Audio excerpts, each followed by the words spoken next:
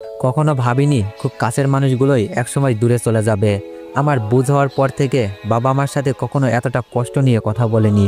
আজ এত বছর পর কেন জানি মনে হচ্ছে আমি সন্তান হিসেবে ব্যর্থ। যেই সন্তানের কারণে বাবা মায়ের চোখে জল আসে, সেই সন্তানের মতো হতভাগা সন্তান পৃথিবীতে আর দ্বিতীয় জন নেই। আমার ভিতরটা পুড়ে যাচ্ছিল। মনে হচ্ছিল এই যন্ত্রণা থেকে মৃত্যু অনেক ভালো।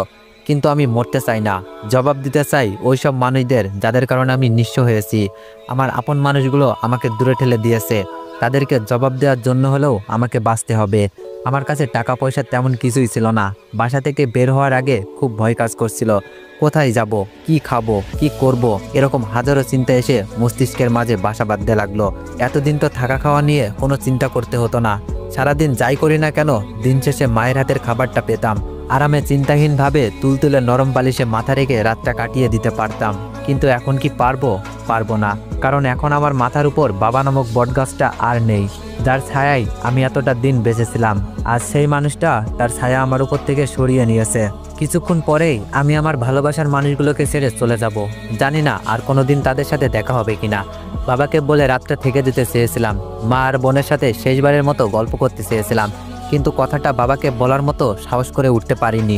ওই তো বোনটা আজ কত সুন্দর লাগছে, টেবিলে বসে বই পড়ছিল। আমাকে দেখেই উঠে দাঁড়ালো। আমাকে দেখে বলল, ভাইয়া কিছু বলবে? আমি কিছু বলতে পারলাম না। 2 মাস হতে চললো ঠিকমতো আমার সাথে বোনটা কথা বলেনি। আজ আমার সাথে কথা বলল। তাহলে কি বাবার মতো সেও জানে আজকের পর থেকে তার ভাইটাকে আর সে চাইলেও ভাইয়া ডাকতে পারবে না। শেষবারের মতো ভাইয়া ডেকে নিজেকে সান্ত্বনা দিচ্ছে। কত ইচ্ছে ছিল বোনটাকে নিজের হাতে বউ সাজাবো। বোনকে বউয়ের সাজে দেখার ইচ্ছাটা বোধহয় সব ভাইয়াদের পূরণ হয় না। আমারও হবে না। তাতে কি, মানুষের জীবনে তো আর সব ইচ্ছারই পূরণ হয় না। আমারও হবে না। তবে মনের ভিতর দুঃখটা থেকেই যায়। শেষবারের মতো বলতে ইচ্ছে করছিল, আরেকবার ভাইয়া বলে ডাক। তোর মুখ থেকে ভাইয়া ডাকতে শুনতে অনেক ভালো লাগে। কিন্তু আমি বললাম না। কি দরকার শুধু শুধু মায়া বাড়িয়ে?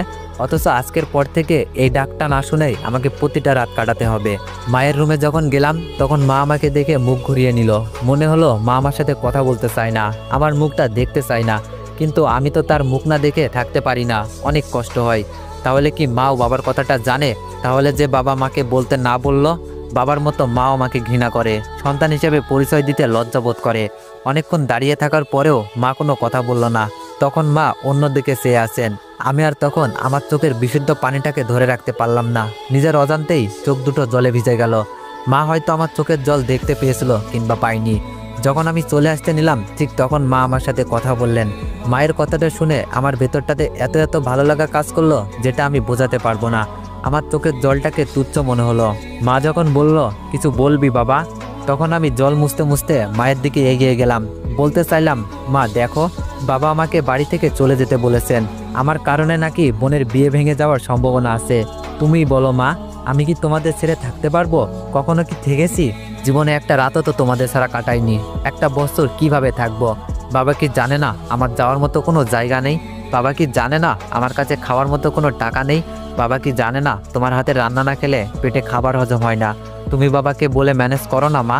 আমি থাকতে পারবো না তোমাদের ছাড়া। যতটা দিন বাঁচবো তোমাদের মাঝেই আমি বাঁচতে চাই। তোমাদের ছাড়া আমার জীবনটা অপূর্ণ। কিন্তু আমি বলতে পারলাম না। বাবা সেই কথাটা মনে পড়ে গেল। আমি মাকে গিয়ে জড়িয়ে ধরে কাঁদতে লাগলাম।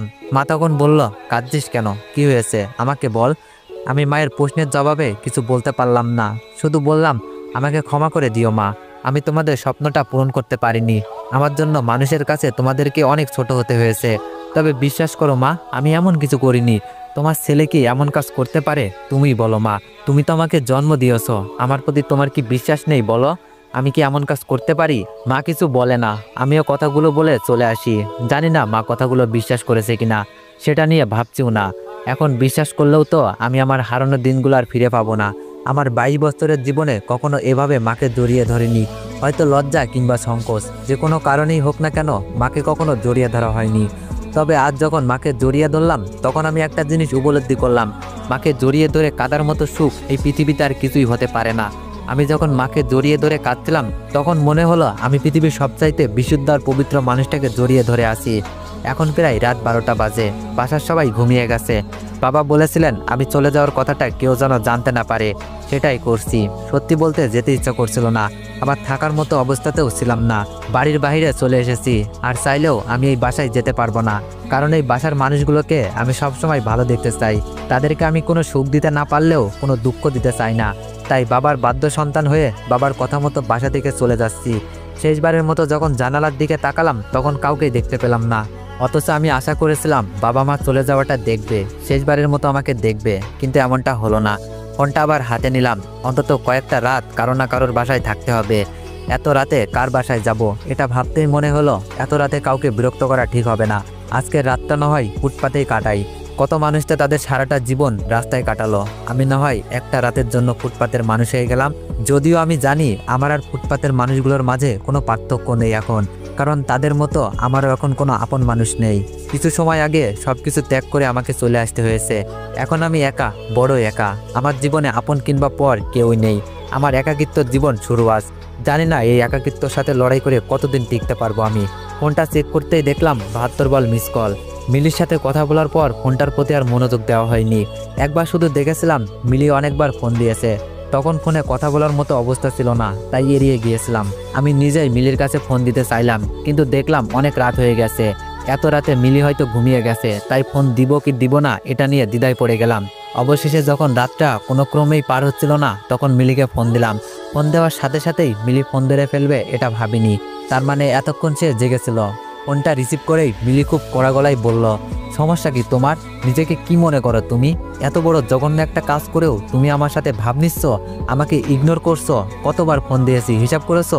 আমার তোমাকে এড়িয়ে চলা উচিত, সেখানে তুমি আমাকে এড়িয়ে চলছো।